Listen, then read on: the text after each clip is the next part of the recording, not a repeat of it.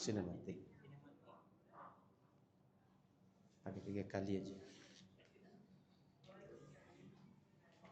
Bismillah. Assalamualaikum warahmatullahi wabarakatuh.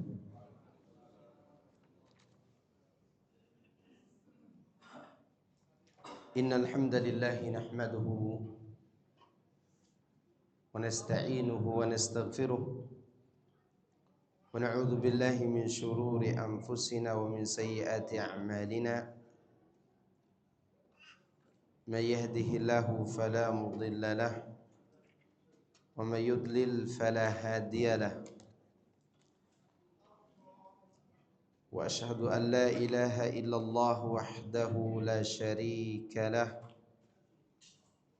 Wa asyhadu anna Muhammadan abduhu wa rasuluhu sallallahu alaihi wa ala alihi wa sahbihi ajma'in wa sallama tasliman katsiran mazida amma ba'du. Ya ayyuhalladzina amanu taqullaha haqqa tuqatih wa la tamutunna illa wa antum muslimun. Fa inna asdaqal hadithi kitabullah wa khairal hadyi hadyu Muhammadin sallallahu alaihi wasallam wa syarral umuri muhdatsatuha fa inna kulla muhdatsatin bid'ah wa kulla bid'atin dhalalah wa kulla dhalalatin finnar. Ma'asyiral ikhwah, a'azani Allah wa iyyakum. Alhamdulillah, kita bersyukur kepada Allah Subhanahu wa ta'ala atas nikmat ibadah yang Allah karuniakan kepada kita pada malam hari ini.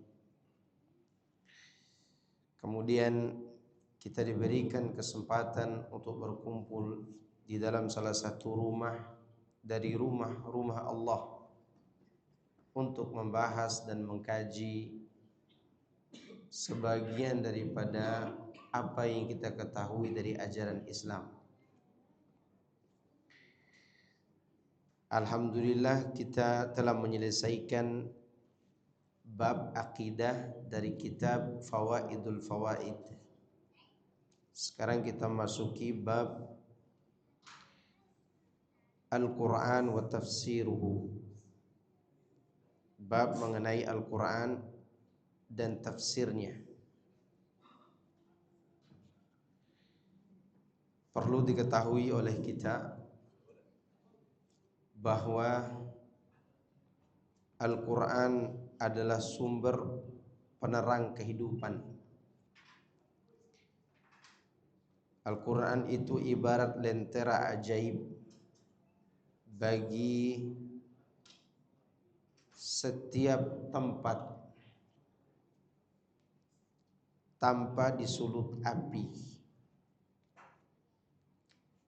Minyaknya sudah dapat menerangi kedalaman ruangan. Dia menyelami samudra hikmah di balik kedalaman makna ayat-ayatnya. Di dalamnya juga akan membentuk kemampuan berpikir yang utuh dan kemampuan beramal secara sempurna demi kebahagiaan hamba. Semakin dalam ayat-ayat itu diselami, maka akan semakin terlihat jelas tapak jalan yang harus dilalui oleh setiap musafir akhirat jika ia ingin mencapai tujuan dengan selamat. Bentangan kehidupan dari Sang Pencipta dunia hingga hisab di akhirat dengan Al-Quran akan terlihat nyata. Adapun manusia yang mereka memilih untuk tinggal di dunia, mereka akan mengabaikan Al-Quran. Oleh karenanya manusia tinggal memilih kemana ia hendak berpulang. Apakah dia akan pulang ke pangkuan rahmat Allah? Kalau begitu pilihannya, dia harus memegang teguh lentera ini. atau keimpian atau tempat yang dimurkai oleh Allah Subhanahu wa taala, maka berarti dia memilih untuk meninggalkan Al-Quran. Perlu diketahui oleh kita jemaah sekalian, hidup kita di zaman ini seperti perjalanan sekelompok orang di atas sebuah bahtera di tengah samudra yang begitu luas dan penuh dengan kegelapan malam. Seakan-akan malam tersebut ditutupi awan yang hitam dan gelap. Sedangkan di hadapan kita ada dua gelombang yang sangat besar, gelombang syubhat dan gelombang syahwat. Dalam kondisi gelap seperti itu, sang kapten dan juga para anak buahnya membutuhkan pelita, cahaya. Cahaya itulah ilmu yang diambil dari Al-Quran dan Sunnah Nabi Sallallahu Alaihi Wasallam. Dan dia juga membutuhkan kekuatan. Kekuatan itu adalah mengamalkan Al-Quran itu sendiri. Maka dengan itu, luasnya samudra dan besarnya ombak dapat dilalui meskipun banyak rintangan yang akhirnya para musafir yang ada di atas samudra dunia ini sampai kepada Allah dengan selamat. Adapun mereka yang tidak peduli, tidak mau tahu tentang kebenaran, mereka akan berjalan di atas samudra kehidupan dunia ini dengan menelan pahitnya gelombang syahwat dan syubhat. Bagi mereka yang dijauhkan dari ilmu agama, mereka akan mengikuti kesesatan meskipun kesesatan itu nyata sesatnya. Bagi mereka yang tahu kebenaran, tahu cahaya, tapi tidak mau mengikuti, mereka itulah yang menelan gelombang atau pahitnya gelombang syahwat. Dan itu sayangnya terjadi pada tokoh-tokoh agama dan juga orang-orang yang mengikuti mereka. Bagi siapa saja yang mau selamat, tawaran Allah dan Rasulnya sallallahu alaihi wasallam hanya satu jalan: berpulang kepada Allah dengan membawa pelita. Inilah Al-Quran, kitab yang Allah sebutkan sebagai cahaya, kitab yang Allah sebutkan penuh dengan keberkahan, kitab yang Allah sebutkan sebagai tibyanan likulli syai', yang menjelaskan semua keadaan kehidupan manusia, kitab yang tidak akan berubah sampai pada masanya Allah mengangkatnya kembali dari lembaran-lembaran yang kita baca ini. Al-Quran yang ada di Afrika, di ujung timur bumi, sama dengan Al-Quran yang ada di Eropa dan di Indonesia. Itulah Quran. Kalau semua mukjizat telah tiada dan tidak bisa dilihat kembali, seperti terbelahnya bulan, keluaran cahaya dari tangan Nabi Musa, tongkatnya menjadi ular, lautan terbelah dengan tongkatnya, semua itu tidak bisa lagi kita lihat semua mukjizat itu. Bahkan mukjizat Nabi Muhammad sallallahu alaihi wasallam ketika beliau membagikan semangkuk susu untuk kurang lebih 70 orang miskin, semuanya minum. Suatu hari Jabir bin Abdullah membuat sebuah masakan ketika perang Khandaq, yang mana masakannya itu cukup untuk beberapa orang saja, tapi Nabi mengundang 1000 lebih kaum muslimin dan semuanya makan. Itu bagian dari mukjizat. Tapi semua itu sudah tidak bisa kita lihat, tidak bisa kita saksikan dengan mata. Dan bagaimana indahnya kejadian itu kita juga tidak bisa lagi mendengar langsung dari cerita mereka. Namun ada sebuah mukjizat yang tidak akan hilang, yang ditinggalkan Nabi SAW untuk kita, yaitu Al-Quran. Dia mukjizat sekaligus sebagai penjelasan untuk agama kita. Kalau lembaran Ibrahim, lembaran Nabi Musa, lembaran Nabi Saleh, lembaran Nabi Sulaiman Bahkan Taurat, Injil dan Zabur diturunkan untuk menjelaskan syariat Nabi mereka, tapi belum tentu menjadi mukjizat buat Nabi mereka. Semua kitab selain Al-Quran diturunkan untuk menjelaskan syariat Nabi-Nabi sebelumnya, tapi tidak bersifat sebagai mukjizat. Sedangkan Quran memiliki dua sifat itu sekaligus. Selain dia sebagai penjelasan untuk syariat agama Nabi Muhammad SAW yang dia bawa dari Allah, dia juga sebagai mukjizat Nabi Muhammad SAW. Dan mukjizat itu ajibnya masih terlihat sampai sekarang di hadapan kita. Banyak orang yang galau, banyak orang yang gelisah, banyak orang yang tertipu dengan keadaan yang ada ini. Mereka lari ke psikiater, mereka mencari psikolog, mereka pergi ke rumah sakit jiwa. Untuk apa? Untuk mencari ketenangan. Padahal ketenangan itu ada di sini. Dengan duduk, membaca Quran, menghayati ayatnya, berusaha tunduk kepada Allah dalam rangka menjalankan isinya, maka semua itu mendatangkan ketenangan. Oleh karena itu Nabi SAW beliau pernah berdoa, dan doa itu pernah kita bahas di sini.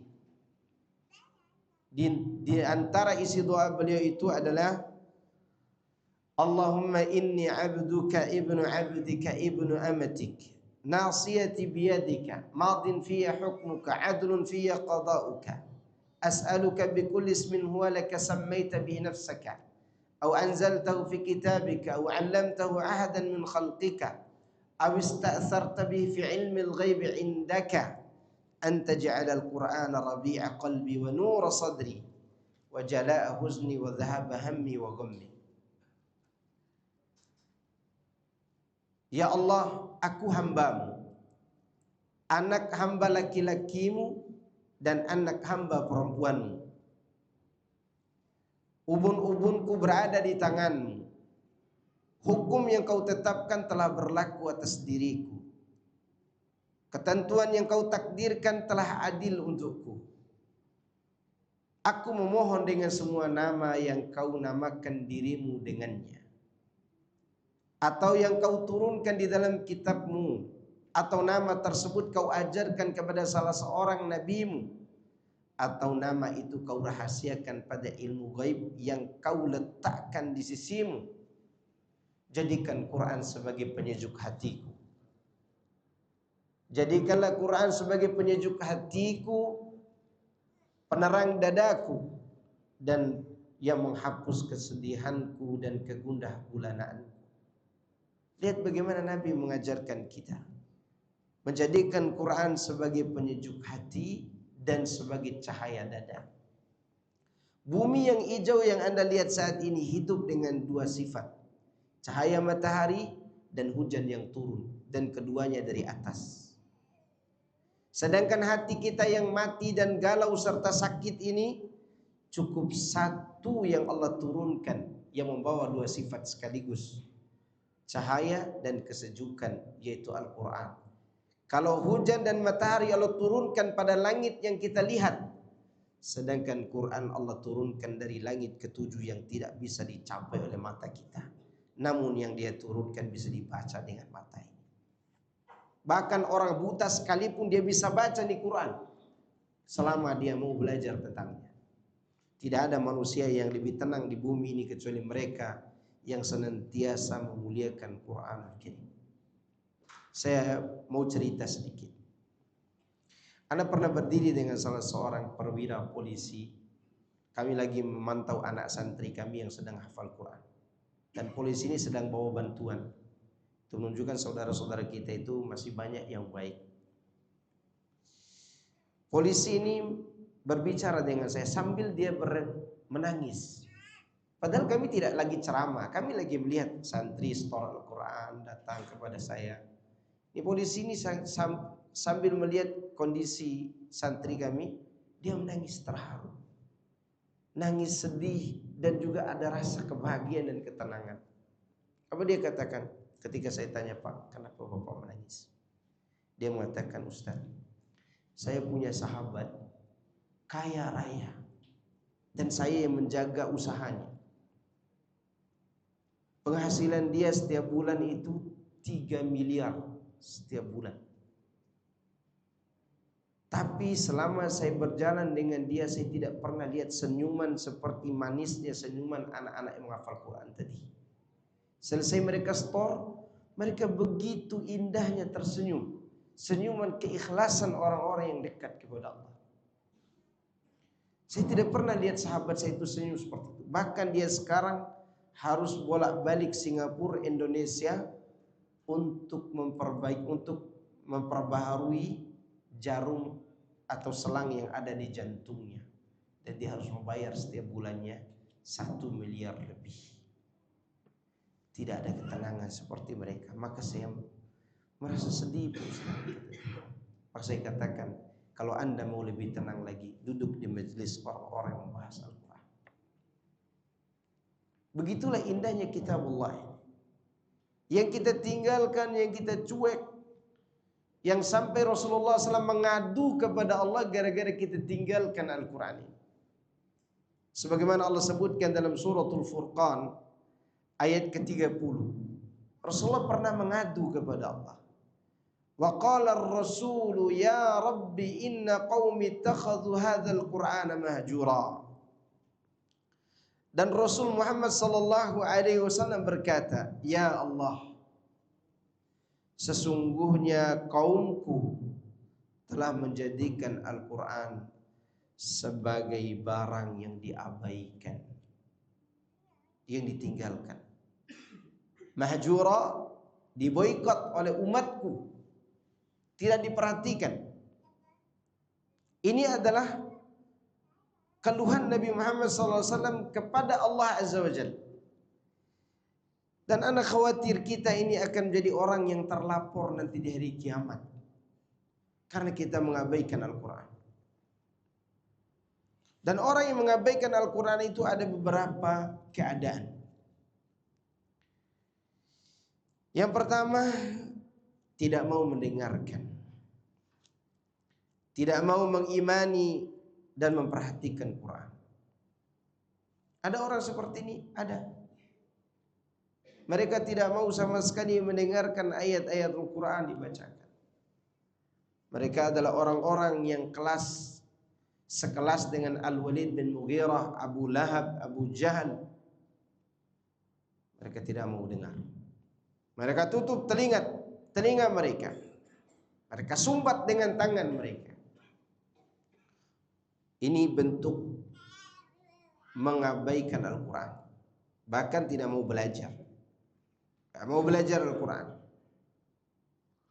Kemudian bentuk yang kedua, kalaupun dia mendengarkan dan dia mempelajari, tapi tidak mau mengamalkan ketentuan yang Allah halalkan dan Allah haramkan di dalam Al-Quran, meskipun ia sudah membaca dan mengimaninya. Coba Anda perhatikan bagaimana para qari itu berlomba-lomba membaca Al-Quran dengan suara yang begitu indah. Tapi apa mereka mengamalkan Al-Quran? Tidak. Hanya sedikit yang mengamalkannya. Maka Rasulullah SAW pernah menyebutkan, aksar munafiki ummati qurra'uha. Yang paling banyak munafiknya dari umatku justru orang-orang yang para qurra, berlomba-lomba memperbagus bacaan tanpa memiliki keinginan untuk mengamalkannya. Ada orang lomba baca Al-Quran dan dia juara 1, tetapi dia juga juara 1 di dalam berbuat kemaksiatan yang dia tidak amalkan Al-Quran. Tidakkah Anda mendengar hari akhir-akhir ini ada seorang ustadz atau seorang kiai yang mensodomi santrinya 40 orang? Kemana dia selama ini dengan Al-Quran yang dia ajarkan? Dia hanya mengajarkan baca, tapi tidak menghayati untuk diamalkan. Ini termasuk mengabaikan Al-Quran. Kemudian yang ketiga, tidak memutuskan hukum berdasarkan Al-Quran, dan tidak menjadikan Al-Quran sebagai sumber hukum, baik dalam masalah yang terkait dengan prinsip atau pokok agama maupun cabang-cabangnya. Bahkan mereka beriktikad, berkeyakinan bahwa Al-Quran serta dalil tekstualnya, kata mereka, tidak menunjukkan kebenaran yang bisa diyakini 100%, kata mereka. Perlu diolah oleh mereka, perlu dicocoki logi. Ini terjadi. Mereka menganggap hukum-hukum Quran itu hanya tekstual dalil saja, tapi belum tentu pas untuk dijadikan sebagai sumber hukum. Waliyadzubillah.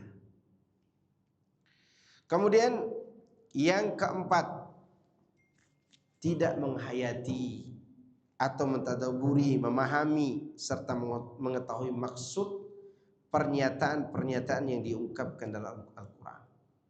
Maka jangan heran bapak-bapak sekalian, ada orang menghafal Quran tapi jadi perusak di alam ini,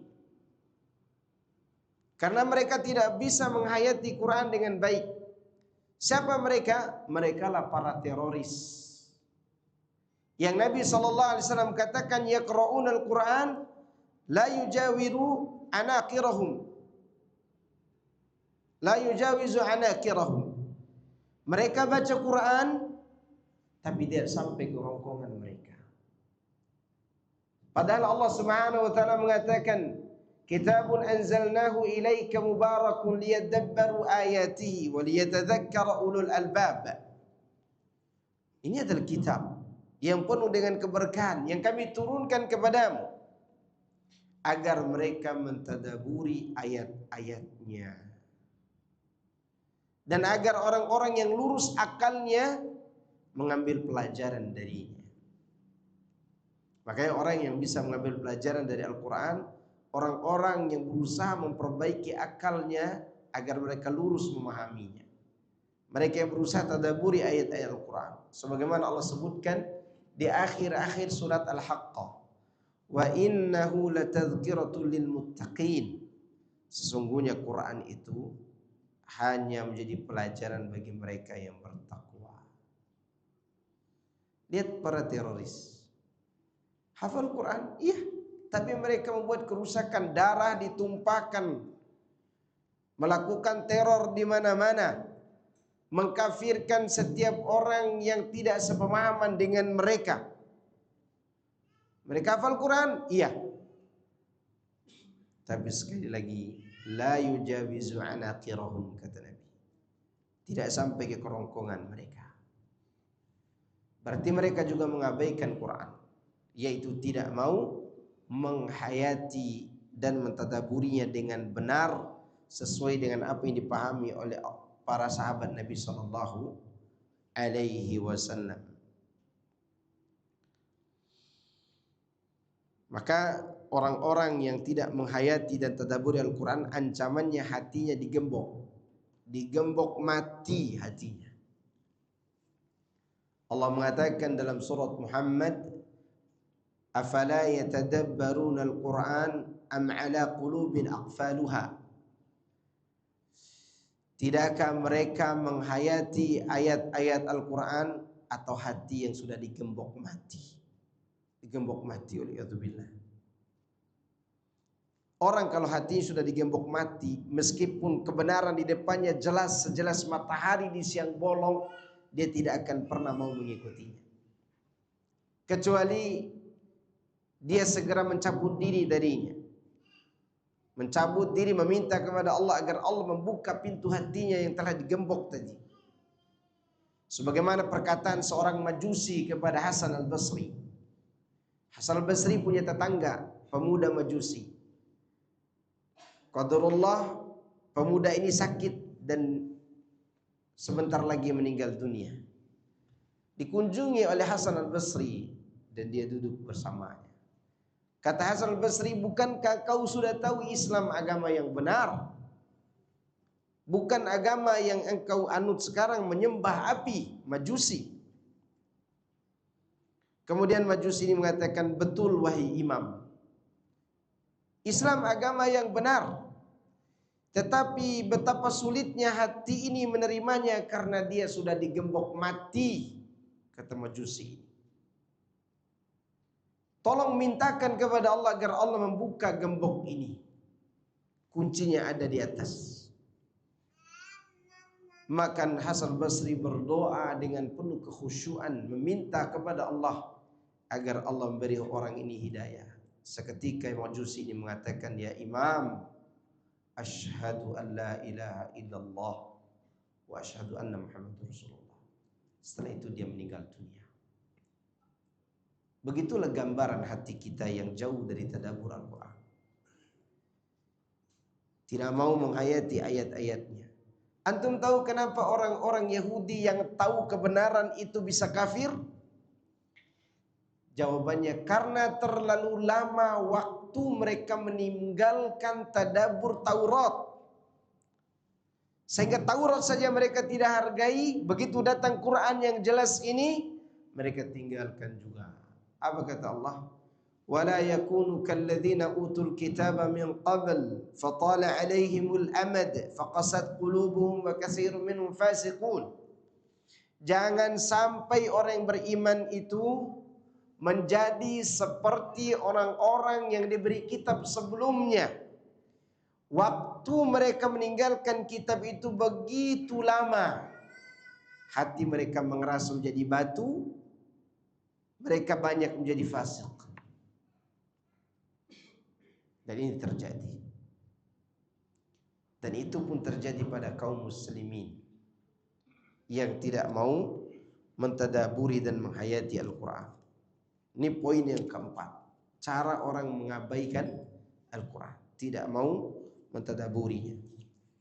Yang kelima, tidak menjadikan Al-Quran sebagai obat atau terapi untuk hati yang sakit. Malah dia mencari penyembuhan dari selain Al-Quran. Coba lihat hari ini, orang galau, orang sakit, orang gelisah, dia pergi ke psikolog, psikiater, tempat-tempat terapi hati menurut mereka. Padahal hati itu diterapi dengan Al-Quran. Tidakkah Anda dengar bagaimana matinya hati Umar bin Khattab sebelum dia masuk Islam? 6 tahun lamanya dia tidak akan pejamkan mata di malam hari, kecuali siang harinya dia telah memukul kaum muslimin atau mengganggu kaum muslimin. Saking ganasnya Umar sebelum masuk Islam, hatinya sudah mati membusuk. Tapi keindahan lantunan-lantunan Al-Quran yang dia intip dari bacaan Nabi SAW sedikit demi sedikit menyirami hatinya dan menyejukkan hatinya. Sampai-sampai suami bibinya Umar memiliki bibi dari jalur ibunya, Ummu Abdillah. Ummu Abdillah hijrah ke Habasyah, bertemu dengan Umar. Umar menangis. Kenapa kau menangis wahai Umar? Kata bibinya, karena engkau sebentar lagi akan meninggalkan aku wahai bibi. Kata bibinya, wahai Umar, kalau bukan gara-gara gangguanmu, kami tidak akan hijrah. Maka Umar pergi berderayan air mata. Datanglah suami bibinya bertanya, bukan karena yang lewat tadi Umar bin Khattab? Iya, Umar bin Khattab, kata Ummu Abdillah. Kata suaminya, apa yang dia inginkan? Dia sedih karena kita tinggalkan dia. Saya berharap dia masuk Islam, kata bibinya. Apa kata suaminya? Kau berharap dia masuk Islam? Iya, kata bibi. Demi Allah, Umar itu akan masuk Islam kalau keledai ayahnya masuk Islam. Saking sulitnya Umar ini masuk Islam dalam pandangan kaum muslimin. Tapi hati yang membatu dan mati tersebut dihidupkan dengan cahaya dan kesejukan Al-Quran, maka dia masuk Islam.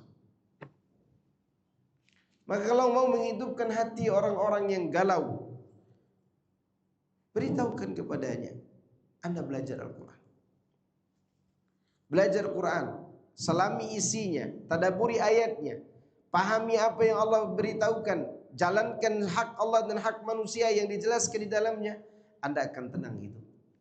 Dan tidak akan peduli dengan bisikan orang di kanan dan di kiri, dicaci maki, dicela, dihina, dituduh, tidak akan pernah membuat Anda merasa rugi.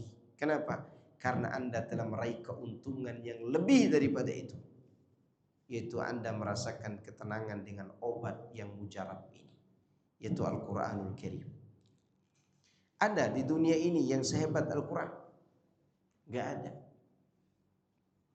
Kitab mana saja yang Anda bacakan kepada orang untuk menenangkan diri, Anda akan tenang. Bukankah penyanyi itu mereka cari ketenangan dengan nyanyiannya? Ya atau tidak? Tidak akan pernah tenang dengan itu. Orang dengan nyanyian itu akan cepat bosan.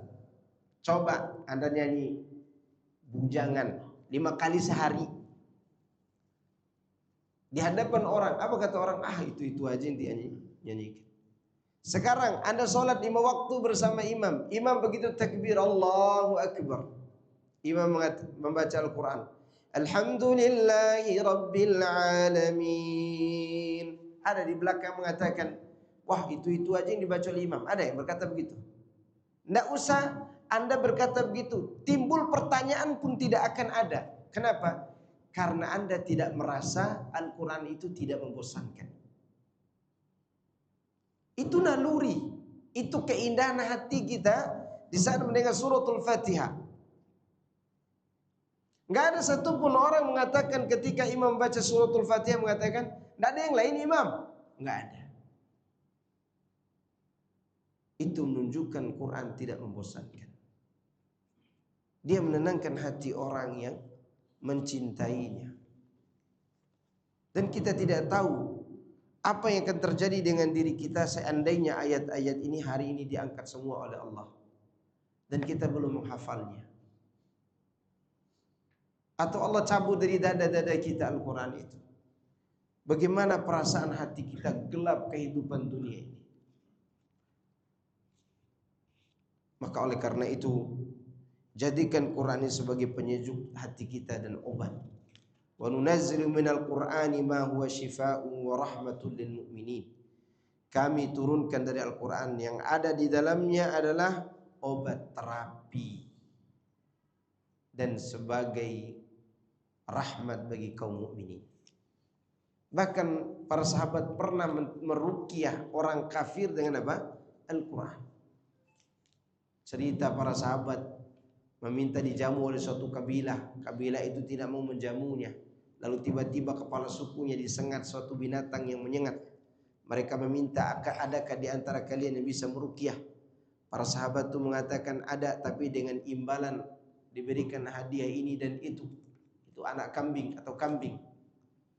Maka diruqyahlah suku yang musyrik ini, kepala suku ini sembuh. Orang kafir aja sembuh.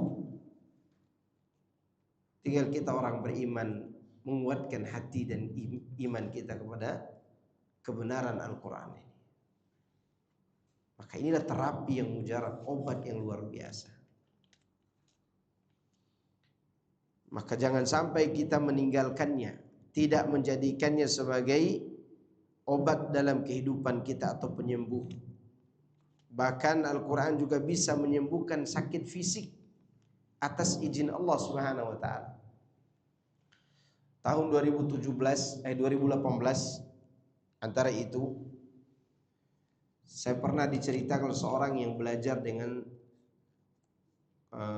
qari yang meriwayatkan 10 qiraat, tapi dia tidak mau terkenal. Dia tinggal di Bogor.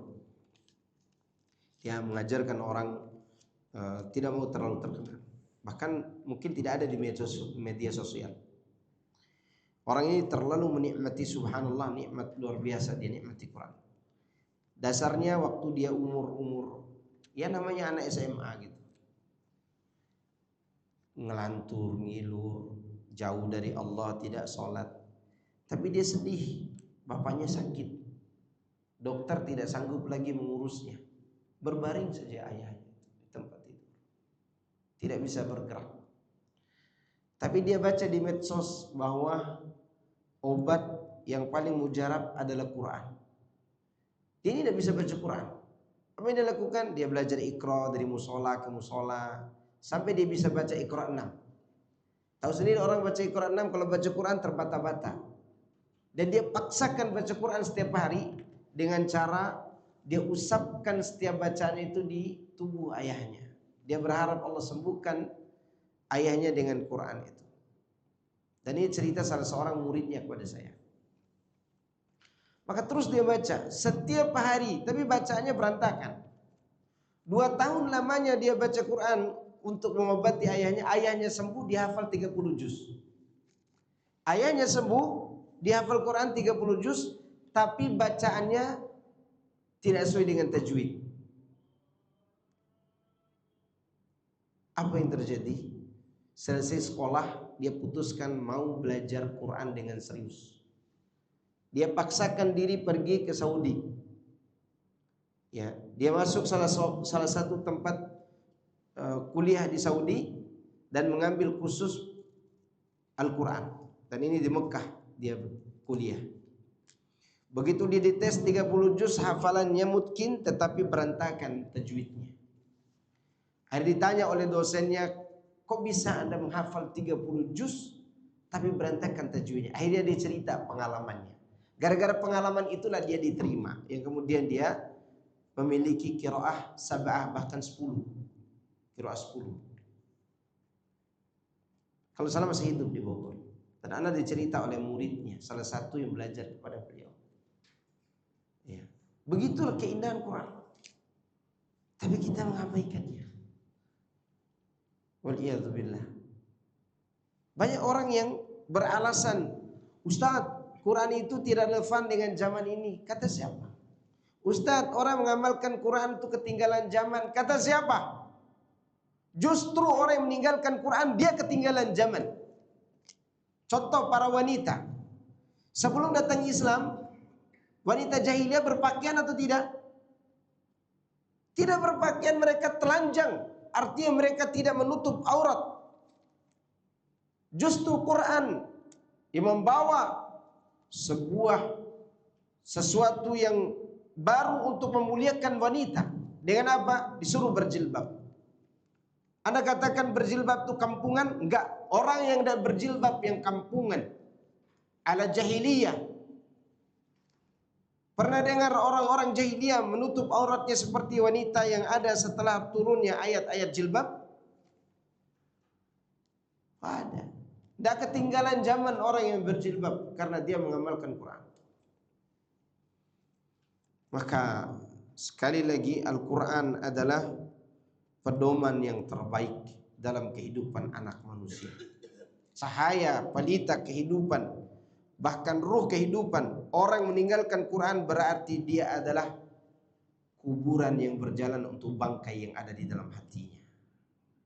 Tinggalkan Quran, jasad kita menjadi kuburan. Waliyadzubillah. Silakan adzan. Sudah masuk waktu. Silakan.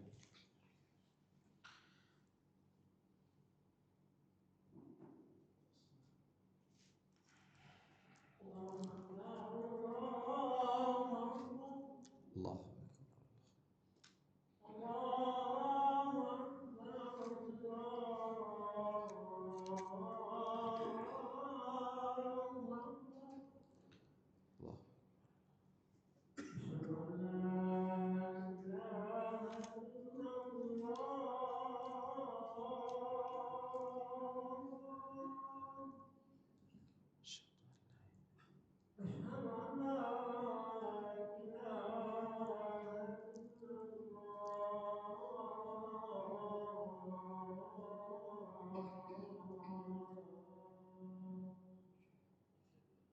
Asyhadu an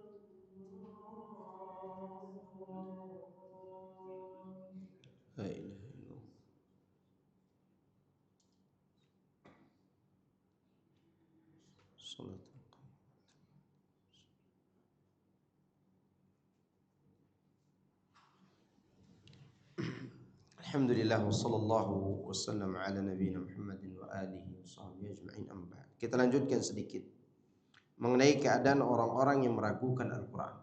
Tadi yang meninggalkan, sekarang yang meragukan. Orang yang meragukan Al-Quran itu ada beberapa keadaan. Pertama, dia ragu tentang keberadaan Al-Quran. Apakah diturunkan oleh Allah atau tidak? Ini keraguan. Sebagian orang meragukan Quran itu diturunkan oleh Allah atau tidak. Padahal Allah sendiri yang mengatakan bahwa dialah yang menurunkan Al-Quran.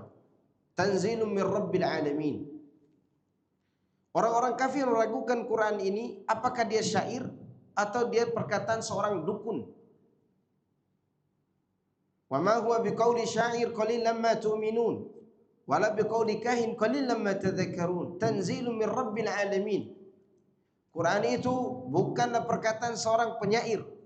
Sedikit sekali kalian beriman. Dan bukan perkataan seorang dukun. Sedikit sekali kalian mengambil pelajaran. Tanzilun min Rabbil Alamin. Quran itu diturunkan dari Rabb semesta alam. Yang meragukan Quran itu diturunkan oleh Allah hanyalah Abu Jahal dan Abu Lahab. Bahkan Abu Jahal pernah meragukan itu di hadapan ketua gengnya. Abu Jahal mengatakan itu syair. Kata ketua gengnya, enggak syair. Kata Al-Walid bin Mughirah. Jadi Abu Jahal ini punya kepala suku namanya Al-Walid bin Mughirah.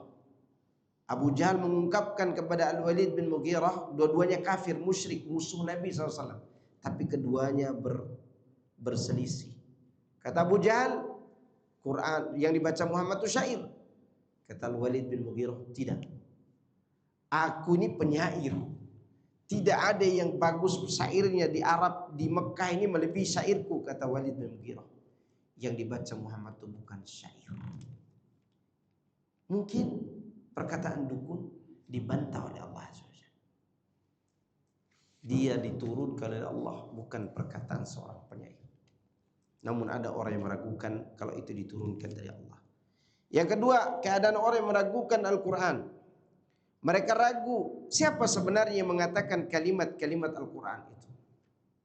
Sampai ada yang bertanya, Ustaz, apakah Al-Quran itu kalimatnya kalimat Allah atau kalimat Muhammad? Tapi Allah yang menyampaikan makna. Kita katakan kalimat, makna dan isinya adalah firman Allah Azza wa Jalla. Maka di awal-awal penulisan wahyu tidak boleh tulis hadis. Jangan sampai tercampur dengan kalimat-kalimat Al-Quran. Itu di awal-awal. Setelah selesai turun Al-Quran baru hadis itu dikumpulkan. Kemudian keraguan yang mereka miliki yang ketiga. Mereka ragu bahwa Al-Quran itu apakah cukup untuk menjelaskan segala sesuatu. Padahal Allah katakan tibyanan likulli syai'. Quran itu sebagai penjelas untuk segala sesuatu. Semua dijelaskan Al-Quran, baik secara umum maupun secara khusus atau terperinci. Tapi mereka meragukannya. Yang keempat, mereka ragu mengenai makna yang dimaksudkan oleh kata-kata yang ada dalam Al-Quran. Contoh, apakah makna itu sesuai dengan hakikatnya atau perlu ditakwil, dibawakan makna yang lain? Contoh, Allah mengatakan, ya iblis, ma mana'aka an tasjuda lima khalaqtu biyadayya.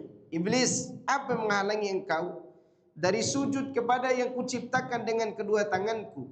Kalimat kedua tanganku, sebagian orang ragu apakah Allah punya tangan atau tidak, sehingga mereka mentakwilnya maksud tangan di situ adalah kekuatan. Mereka tidak berani mengatakan Allah punya tangan. Apa alasannya? Takut mengatakan Allah sama dengan kita. Kita katakan Allah punya tangan, tapi tangannya tidak sama dengan kita. Kalau kita katakan Allah tidak punya tangan, karena kalau dikatakan punya tangan sama dengan kita, bukankah ada makhluk yang tidak bertangan? Ular tidak punya tangan, cacing tidak punya tangan. Kenapa harus ditakwil-takwil lagi? Biarkan ayat itu apa adanya, Anda yakini, tapi jangan khayalkan. Yakini yang Allah sampaikan, tidak usah dikhayalkan. Sebagian orang ragu. Sama seperti Ar-Rahmanu 'alal arsy istawa. Ragu orang apakah Allah di atas atau tidak. Tapi begitu menjelaskan Isra Mi'raj, mereka katakan Nabi naik ke atas. Ngapain dia naik ke atas kalau Allah tidak ada di atas? Itu menunjukkan bahwa Allah di atas. Dan ini sebagian orang meragukannya. Kemudian keraguan mereka yang kelima, mereka ragu mengenai makna hakikat tersebut. Maksudnya meskipun makna hakikat ini merupakan makna yang dikehendaki, tapi apakah dikehendaki secara sengaja atau sejatinya, ataukah dikehendaki karena adanya maslahat?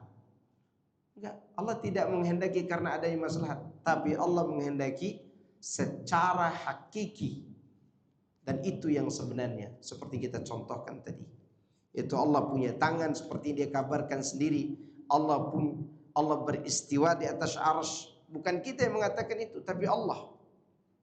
Kalau ada yang mengatakan Allah itu istiwa artinya kekuasaan, berarti sama dengan bupati. Anda tidak merasa Anda menyamakan Allah dengan bupati. Berarti Anda samakan Allah dengan makhluk juga. Jangan dibawa kemana-mana. Maknai ayat-ayat Al-Quran sesuai dengan hakikatnya.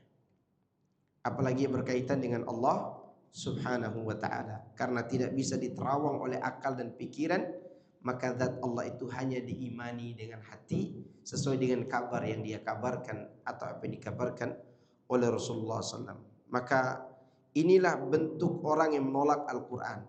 Pertama, menolak dengan cara tidak mau memperhatikan 5 perkara di atas. Kemudian ada yang menolak dengan ragu dan keraguannya seperti yang disebutkan pada 5 poin yang saya sebutkan tadi. Dan semoga ini bermanfaat bagi saya dan antum semuanya. Semoga Allah Subhanahu wa taala memasukkan kita dalam golongan orang-orang yang saleh di dunia dan akhirat. Semoga kita dijauhkan dari berbagai macam kesesatan yang sedang menimpa umat hari ini. Semoga kita dijauhkan dari bala dan para penyakit. Subhanakallahumma wa bihamdika asyhadu an la ilaha illa anta astaghfiruka wa atubu ilaik. Assalamualaikum warahmatullahi wabarakatuh.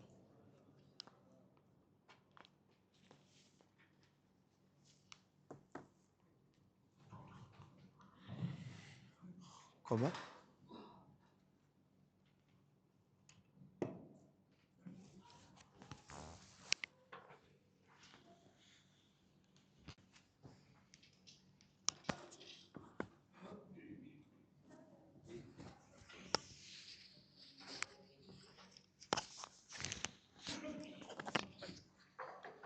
Masuk koma. Oh, masih ada 5 menit. Masya Allah.